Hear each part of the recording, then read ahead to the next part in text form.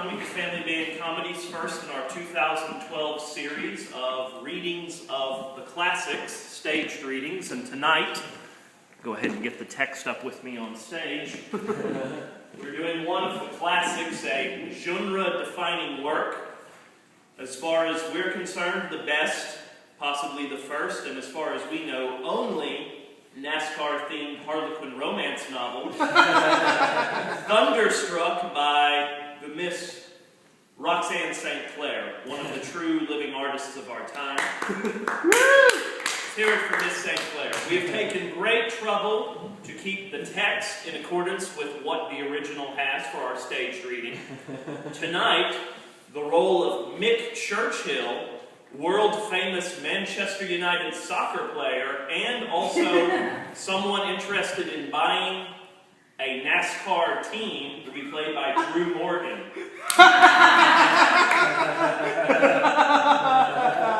Mick is interested in buying the NASCAR team owned by the grandfather of one Southern belle named Shelby Johnson, played by Andi Morgan tonight. And we will go ahead and perform a scene from this classic now. Later, they meandered through the infield, their fingers casually touching, even clasping as they dodged the crowd and turned the corner. When he spoke to her, he leaned close, smelled her hair, tipped her chin with his finger just to get that luscious lower lip closer to his mouth. When the crowd crushed, they let their bodies inadvertently press together. When they laughed at each other's jokes, it included some endless eye contact.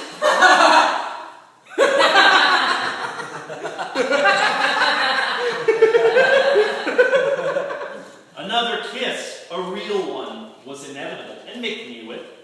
Her motorhome was in sight. When she shed her jacket and tied the arms around her waist. Was that an invitation? A tease? Or was she just as warm as he was?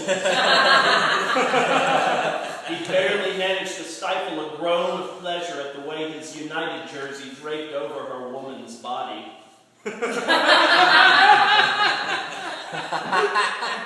You sure you want to walk around the infield advertising my team? If you can parade around,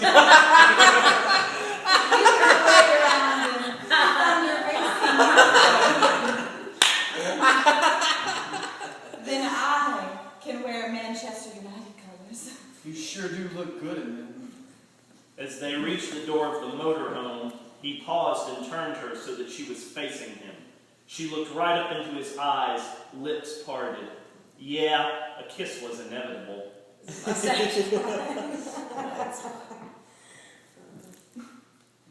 You know what you're doing, don't you? Sometimes. Usually. Okay, not at all. But my father always told me to fake it. He glanced left, then right, down the alley formed by rows of motor coaches. In the distance, a few people walked by laughing. No one was paying any attention to the couple standing arm in arm, face to face, saying good night, or not. Then let me ask you this. Are you faking it now, Shelby? Or do you know what you're doing? Oh, I know what I'm doing. So you know that if you continue to look at me like that, I'm going to have to get my shirt back.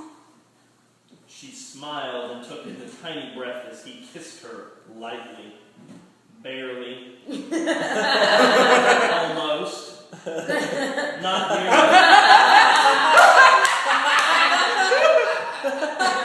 Not nearly the full mouth-to-mouth he wanted, not yet.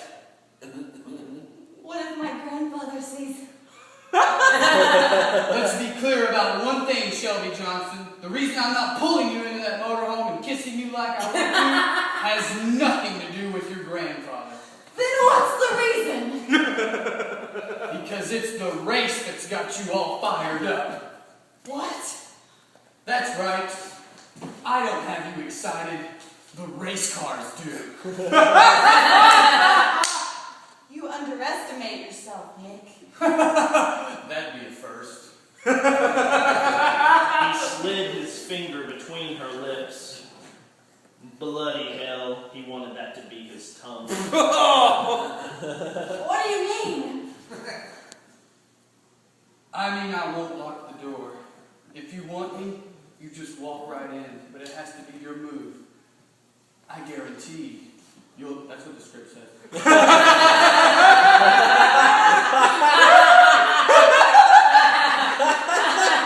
You'll enjoy yourself.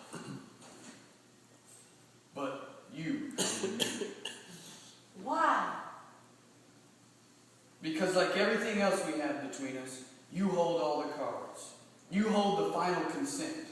You have to say yes or no, otherwise it'll be rape. I'm not playing games with you, Nick. Good night. She turned and mounted the stair to the door, ripping her jacket off her waist and snagging the keys from the pocket. Just as she slipped the key in the door, he took that step too and put two hands on her shoulders. Easing her around, he kissed her hard, deep, and long.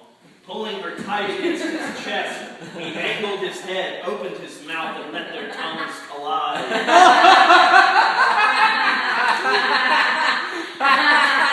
Her heart hammered through his jersey, matching the pace of his. She tasted like salt and beer and butter and the track.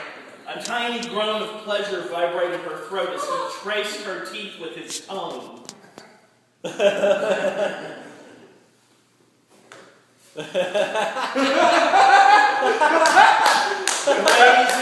her back and her ribs with sure, hungry hands. Slowly, reluctantly, he ended the kiss. Her eyes stayed closed. A vein in her throat throbbed with the same rush of blood that pumped his veins. Why did you do that? To let you know what I bloody have to offer. He kissed her one more time, took a quick taste of her lower lip, then backed down the stairs without taking his eyes off her.